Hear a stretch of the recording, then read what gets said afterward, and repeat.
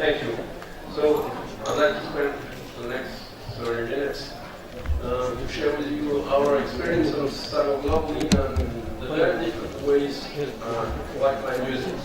So if you read the American literature, thymoglobulin is a new drug that was only recently introduced in the US.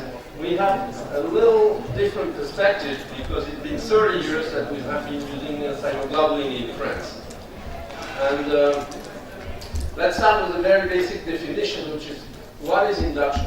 In my mind, an induction is any short-term treatment with a long-term effect. And for example, this is the lymphocyte count in patients treated with either 3 days or 7 days of thymoglobulin. You start with a normal level of lymphocyte, and if we could see, this was the time frame, so you'll have to believe me, and you need more than 6 months to get back to a nearly normal level of lymphocyte count. So you treat for 3 days, and then you get a lymphocyte depletion for 3 to 6 months. The way thymoglobulin induces that lymphocyte depletion is complex. Obviously, we all think about a very simple way, which is the antibody binds to the target cell, activates complement, and then you lyse the cell. And indeed, this is a very efficacious way of killing lymphocytes. But then you can have opsonization, where after binding of thymoglobulin, the macrophage comes in and then eats the poor lymphocyte. Or you can induce apoptosis, which is a very interesting way of doing it, either through fast ligand or with NK cells. So there are different ways. All in all, you end up with depletion. So which are the target antigens of thymoglobulin, which is important to know which cell type will be affected by thymoglobulin. So here you have a long list, and it has been done essentially by Jean-Pierre Robillard in Lyon for a number of years. You can see T-cell antigens, CD3, CD4, CD8, HLA class 1. You can see adhesion molecules, which are very important, CD11A, CD18, CD44, CD54, and a number of things. So it's not as campus, but it does affect a number of cells. So let me remind you of something that we forgot for the longest time. We are grafting an organ which has a blood flow. And for any immunological reaction to occur, first you have to stop. The immune cells have to go, stop, and invade the tissue, which is the big difference between transplantation and, for example, bone marrow grafting. All right? And there's a number of this interaction that makes the lymphocyte roll and then stop, and then invade the endothelium. It's a very complex one where you have a number of crosstalk between the lymphocyte and the endothelial cell here. And here you see all the interactions that are blocked by thymoglobulin. Essentially LFA1, ICAM1, but also VLA4 and a number of chemokines. So how does that translate? This is a very, very nice study, not that young, but very nice, where they did intravital microscopy of monkeys that were transplanted. So for example, here, yes, we get, sorry. So here you have a vessel. You can see the lymphocyte, and they clot immediately. As you can see, they stop immediately, and they recognize the foreign tissue. Here is the same thing, but now we give a monoclonal anti-IL-2. It's a little better, but as you can see, you have massive clouds of lymphocytes. And then, if we turn to thymo, as you can see some cells rolling and then taking off, but obviously the situation is very different. And that might be one of the first mechanisms, which is to prevent, in a large part, the adhesion and the recognition of the foreign graft by the immune system.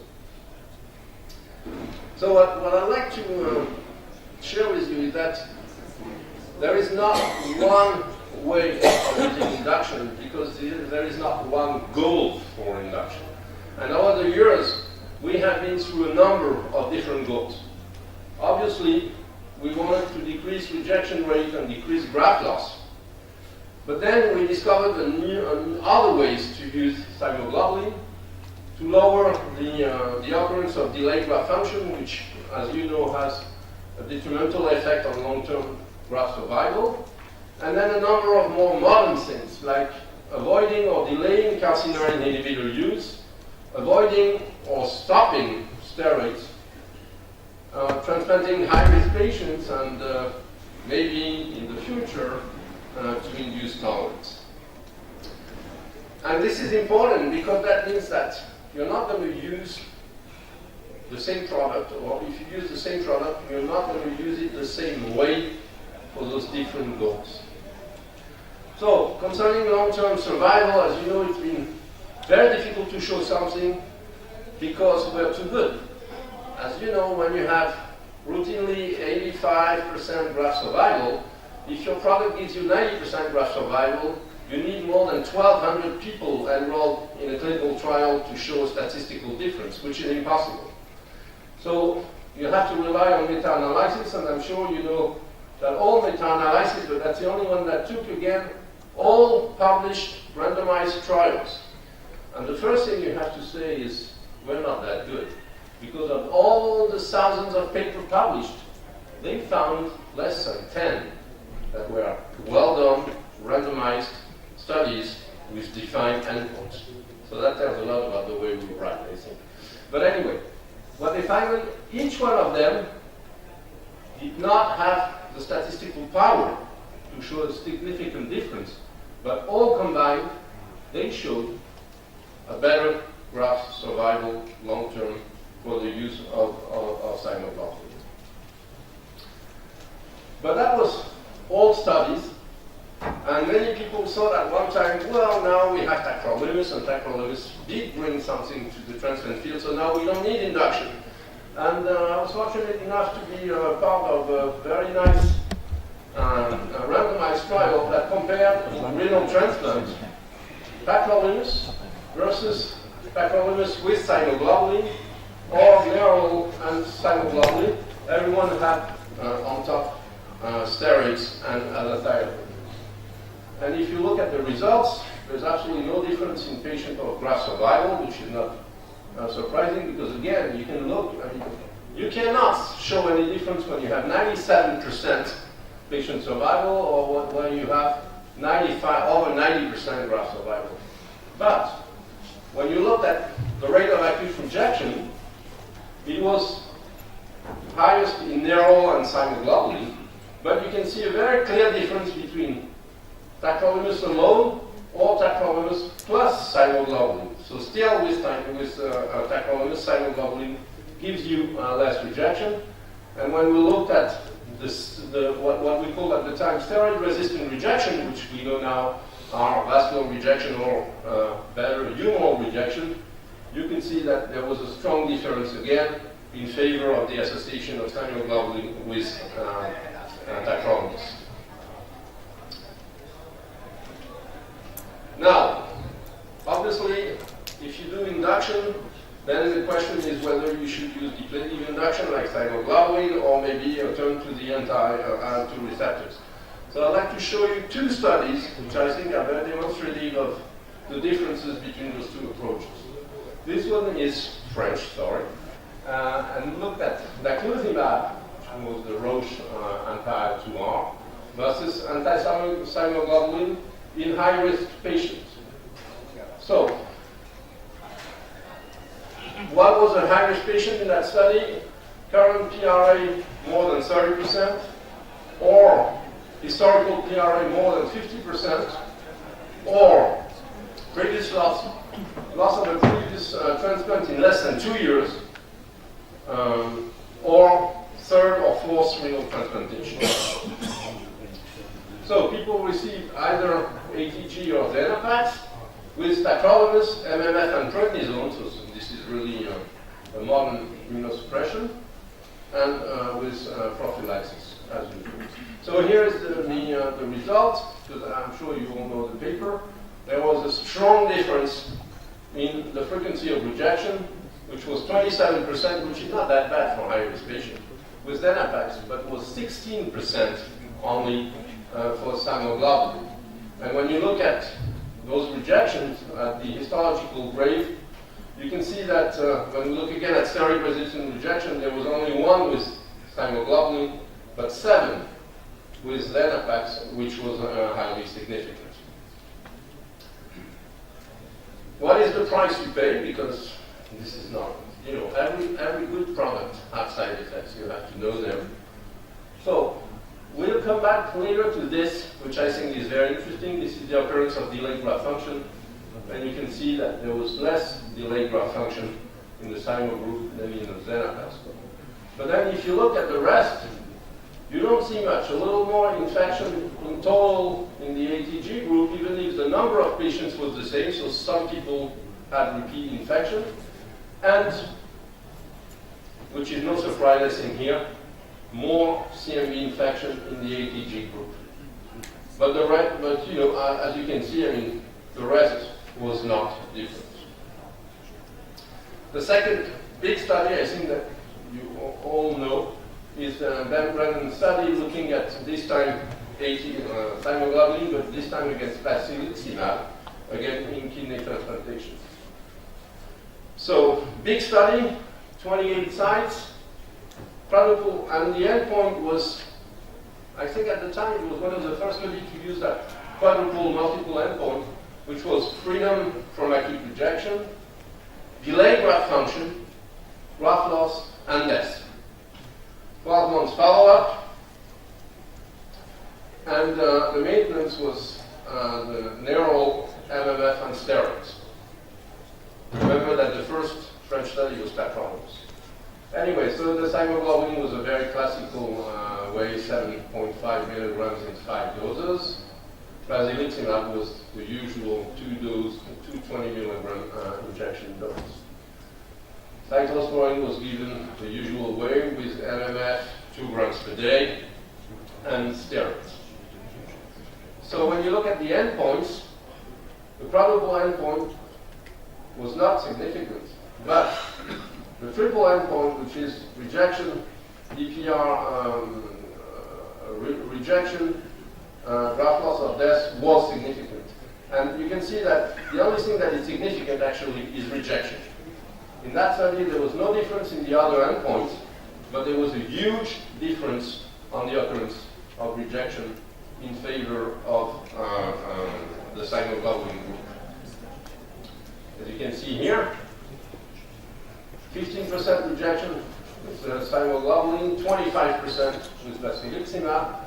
And when you look again at severe rejection needing antibody treatment, like AT3 or thymoglobulin again, you can see a very clear difference with nearly no antibody-treated rejection in the thymo group versus 8% in that group. What was the price to pay? Well, you could say, again, a little more infections in the thymoglobulin group, but let me point out something very interesting and strange, and I think this is why we still need to do clinical trials. When you look at CMV infection, there was more CMV infection in the basiliximab group than in the thymoglobulin group. God knows why. I don't know, but this is the result. And a little more viral infection as well, so obviously you have to take that into account.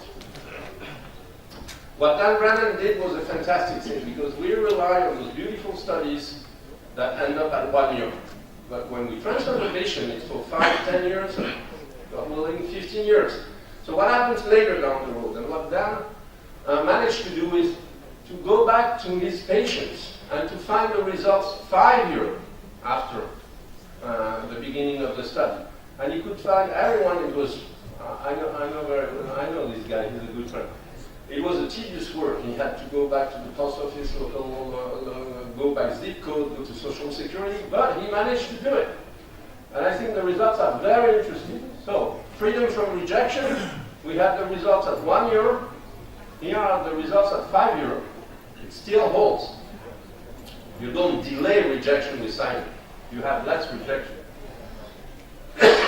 What was very interesting is when you look at death censored graft survival, it was not significant at 1 year, and it became significant at 5 years. And if you look at the triple endpoint, it was significant. So it's interesting because it tells you that what was seen at 1 year is valid at 5 years. I'm not sure if Dan will try to do a 10-year mark, but it's interesting to see that those results hold in the long term.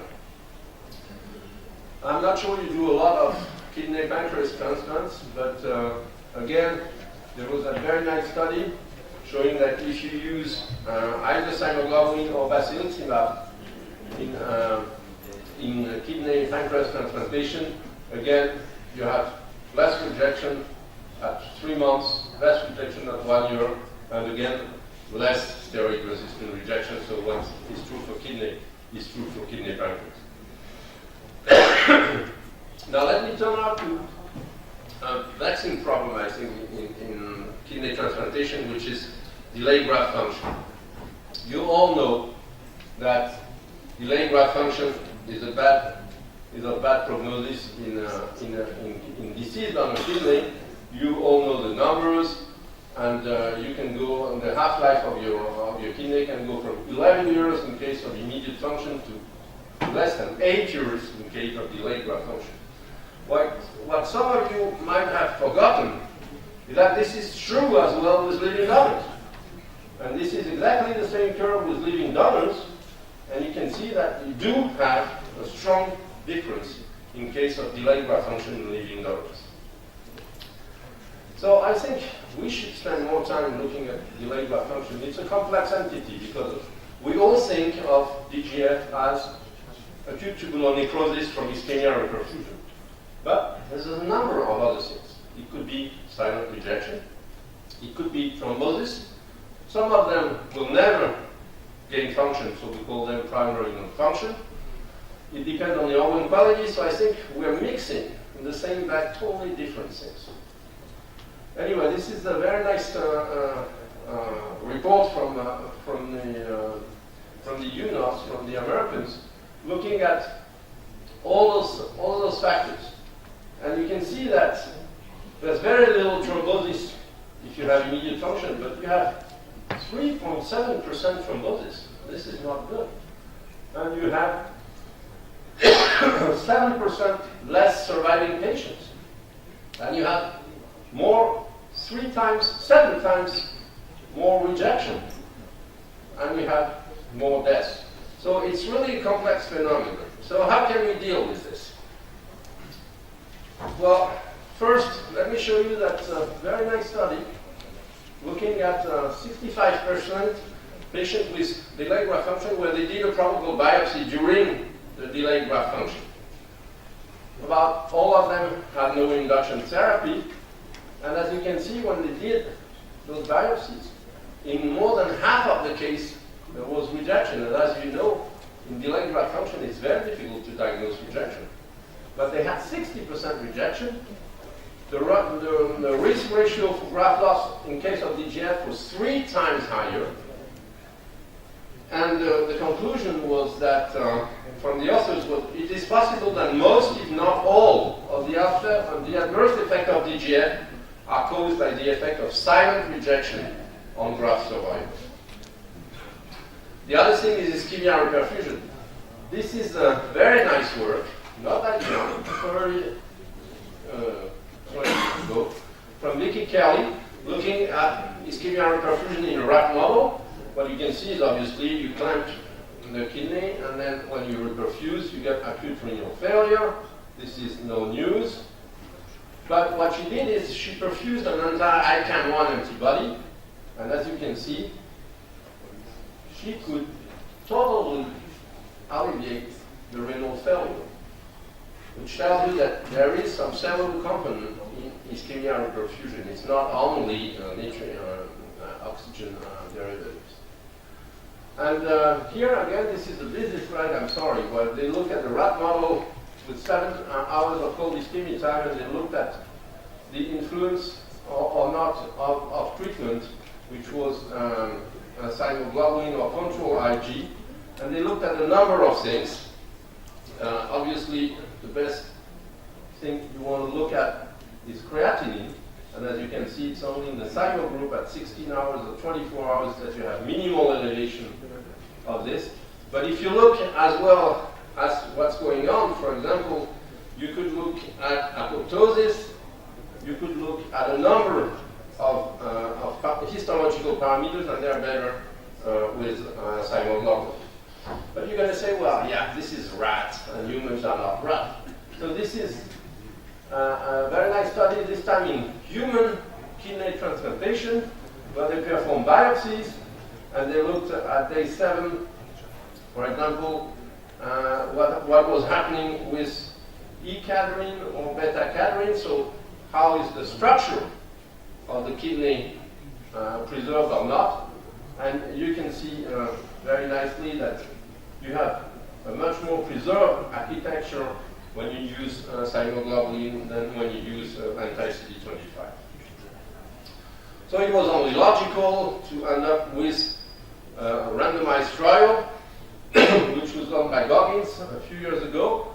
And the logic was, if you want that effect to happen, you should not wait for reperfusion to give the thymoglobulin. You should give it before.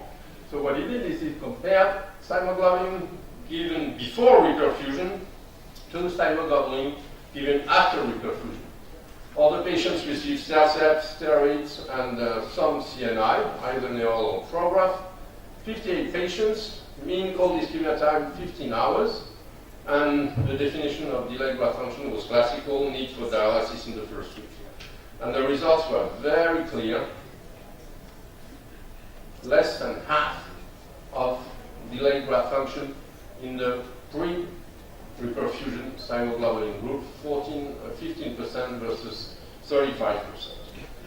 Okay, but that's only one study. Well, I told you about that study looking at comparing thymoglobulin and Xenapax in high-risk patients. And again, let me show you that the rate of delayed graft function was statistically different in the two groups, lower with thymoglobulin than with Xenapax. So now we have two studies showing that.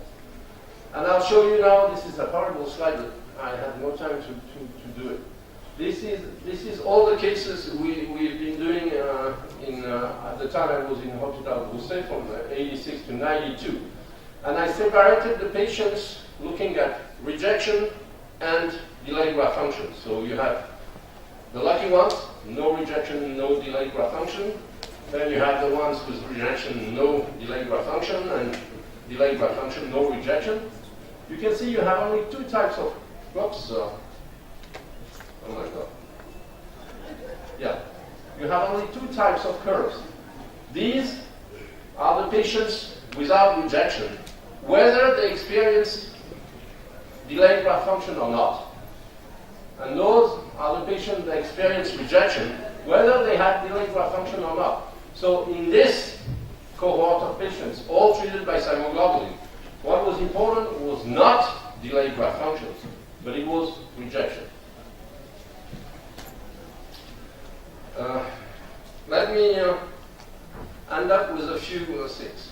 I think one of our problems is, I remember one time, maybe 5-8 years ago, I was asked by a big pharmaceutical company to be part of an international board to decide what was the best immunosuppressive regimen in transplantation. I was the youngest professor, so it must be more than 10 years ago. And I was very proud, and I declined.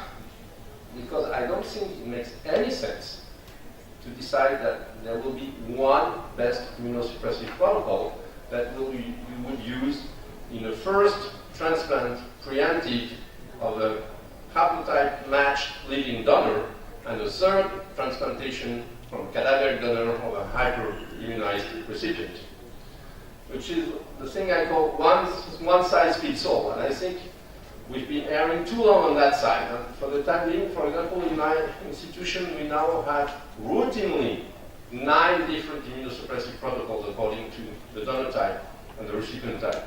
And we have to juggle between those two. And obviously, I mean, if you go to your tailor, which tailor would have one size of clothes that will fit this guy and that cutie?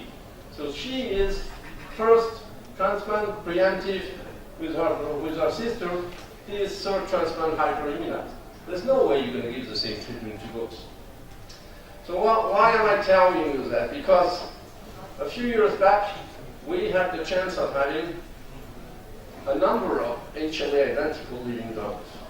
And we thought it would be stupid to treat them like the others. We have to take advantage of the fact that they are HLA identical living donors. So we started looking at the literature, and the best I could find was this. 20 patients, self-sept, tacrolimus, sirolimus without steroids. So they already thought that they didn't want steroids in those patients. And then 4 months after transplant, they stopped tacrolimus, and 12 months after transplant, they stopped sirolimus, which means they were on monotherapy with mycophenolate. Excellent results. They could stop tacrolimus in 94%, that is every patient but one. And they could stop sirolimus in everyone with a perfect patient and graft survival.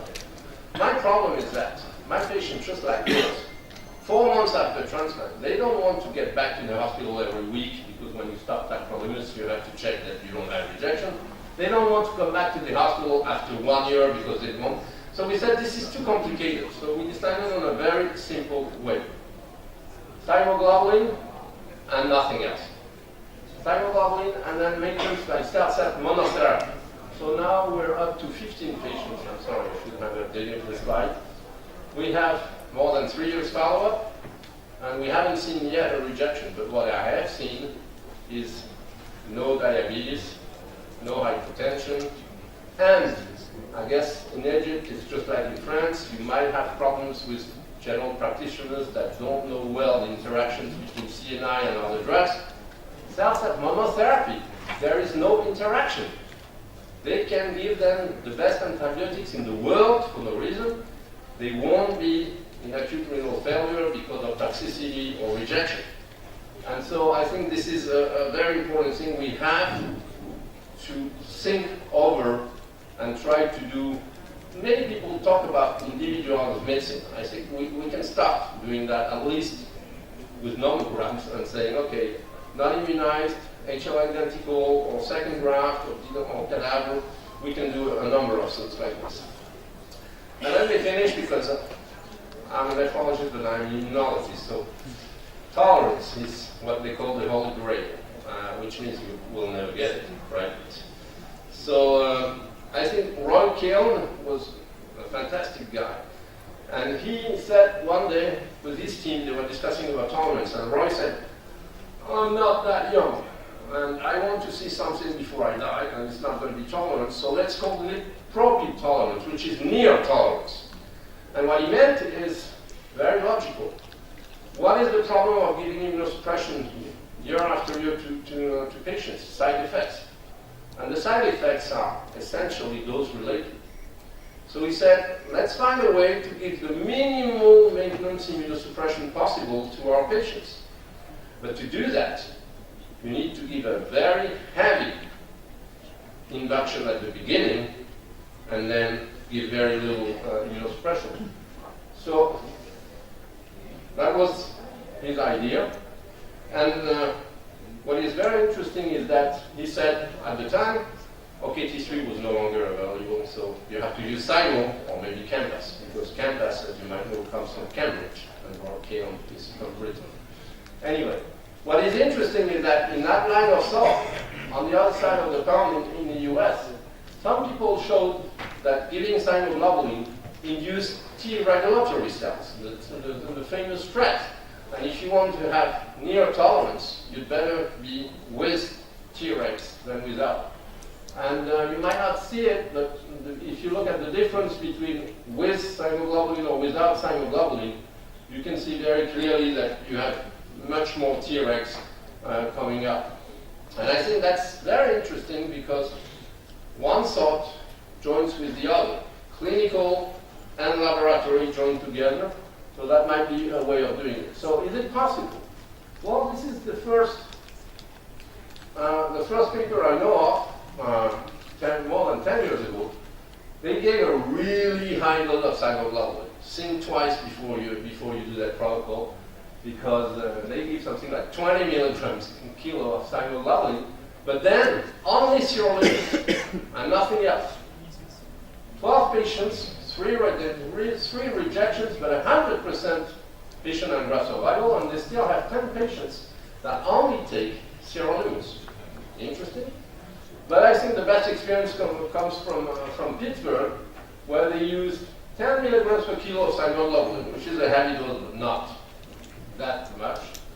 And then they gave only tacrolimus, and I'm sure you know, and then the tacrolimus was twice a day, and then once a day, and then every other day, and then twice a week, and then once a week. To be honest, it worked perfectly liver. And in liver, they could have people without an immunosuppressive regimen using that kind of protocol. But as you know, liver is a fantastic organ for tolerance, at least for immunologists. For the rest, I don't know. It didn't work, honestly, for kidney up to a certain point. That is, monotherapy with tacrolimus was absolutely perfect. Monotherapy once a day was good, but then when they tried to give less than once a day, then they had trouble. But still, little dose of tacrolimus alone, no steroids, no CellStat, no azathioprine. I think that's an interesting thought. So I'll stop here and then we can discuss things, but I'd like to convey the thing that there are many, many ways to look at induction. It's not only to decrease graft loss, because we get good results. That doesn't prevent us from trying to get better results, but we get excellent results shorter. So what you want to do is get better, for example, on delayed graft function, or get better, and for the sake of time I couldn't develop that. But I'm sure that in Egypt, like in France, people die with a functioning graft of cardiovascular events. And what do? We give them steroids, excellent for cardiovascular events. We give them CNIs that are vasculotoxic and gives you diabetes and hypertension. So I think that to get better in the long run, avoiding, reducing, delaying calcineurin inhibitors is important. I think it's fundamental every time we can do steroid-free regimens to do so. And I think for this type of thinking, you need induction. Obviously, to transplant high-risk patients, I think everyone agrees that you need this. And maybe one day we will be able to induce tolerance. So I'll stop here and take questions. Thank you.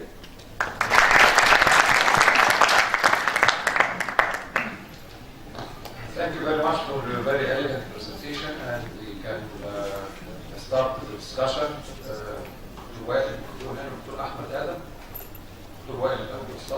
You have mentioned that you have been using 10 milligrams of thymoglobulin. What's your experience as regards thrombocytopenia in those cases with high doses? Strangely enough, the thrombopenia is not related to the dose in my experience. Some people will experience thrombopenia and others not. And they usually do it pretty fast, after the 8 to 10 days. And then every other day till we had renal function. So if you had a delayed graft function of 15 days, that would be something like 13 shots of thymo. And then we cut it. Well, I mean, if you are facing on the second dose or third dose, for example. Yeah, that's exactly. The few would patients, you delay the dose, the next dose? Yes. So what we do is, if it's moderate thrombocytopenia, that is over 30,000, we reduce the dose by half. And if it's less than 30,000, we just stop and we start immediately calcineurin inhibitors. But again, it's less than, in my experience, and I've been treating over 1,500 patients, it's less than 2% of the patients. But it does occur. And every time I've been trying to send some thymoglobulin to look for anti-HLA antibodies, because as you know, platelets have HLA class 1 on their surface, so maybe I was thinking maybe it's the thymoglobulin. We could never demonstrate anything, except some people have it. They have it real fast, and then you can lower or you can stop. But I agree, it does happen. Yes, actually, I'm going to ask two similar questions, maybe not similar, but when it must not use induction, it's better not to use induction. And the second, maybe similar question, when it is not important to use induction, doesn't matter, use induction. And if you allow me another category, we know that interleukin-2 receptor antagonist is not good for tolerance, and maybe CAMPAS and thymo group ATG is better. If this notion stands, which is better, CAMPAS or thymo? That's a lot of questions. Okay, there's only one very special patient in which I don't use induction, which is I saw a girl that received bone marrow from her sister 22 years ago. So even if 22 years ago HLA typing was not great, we consider that if she was alive, it must have been a really good match. She was in renal failure, and the sister said, hey, I'll give the kidney. So what would you do? I transplanted with one shot of steroids. That's about it for no induction. We used, when I took over Sanofi, we had a protocol with Simulate in living donors, which we did.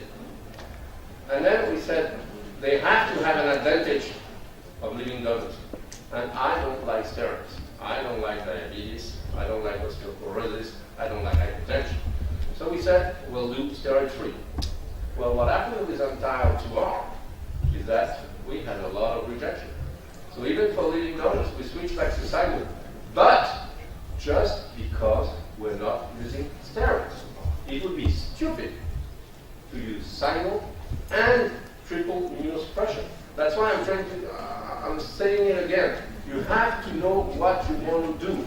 If you decide you want steroids, you love steroids, or the patient needs it, for example, he's got Crohn's disease, he's got sarcoidosis, whatever, then you can give Untitled or do induction, because this patient will be on triple immunosuppression. If there's no reason and you want to have the minimal side effects, the minimal cardiovascular events for the 10 years after, then you should use Cymo. Now, between Cymo and CAMPAS, I'll tell you honestly, I have very limited experience of CAMPAS. It's not licensed.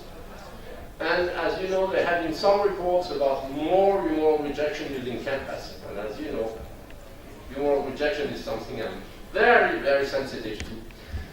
So it's cheaper, there's no question. I'm not sure you have the same safety that you have with Cymo, because your depletion is even longer lasting, and it's on every compartment of the immune system. And you know, for Cymo, as I told you, we have 30 years of experience, so you have thousands of patients that have been followed, you have safety reports. This is not yet the case with CAMPAS. So, I don't know, you try it, you tell me. Thank you for your strategy. Is there any real difference? And the second question is the correlation or the relation of the use of thymoglobulin with the appearance of donor-specific antibodies, which is in the last 5 years we don't hear except about donor-specific antibodies. If the use of thymoglobulin reduced the instance of the appearance of these antibodies, any study correlating these drugs with the appearance of the antibodies? Okay, two good questions. First one, I did use Fresenius, so it's absolutely not the same product. And the main reason I discovered it because when I used, the way we use Cymo is we decide we want between 50 and 150 lymphocytes per cubic milliliter of blood. So when I used Fresenius, I was looking and the lymphocytes were high, so I was giving more Fresenius and the lymphocytes stayed high, and more, and then I got problems. So So I called the Fresenius guy that came and said, oh, we're not depleting. Beware, ATG Fresenius is not a depleting agent. It might cause some depletion, but they advise strongly not to use it monitoring depletion. Otherwise, you escalate the dose and you get bad results, which I did. So totally different problem.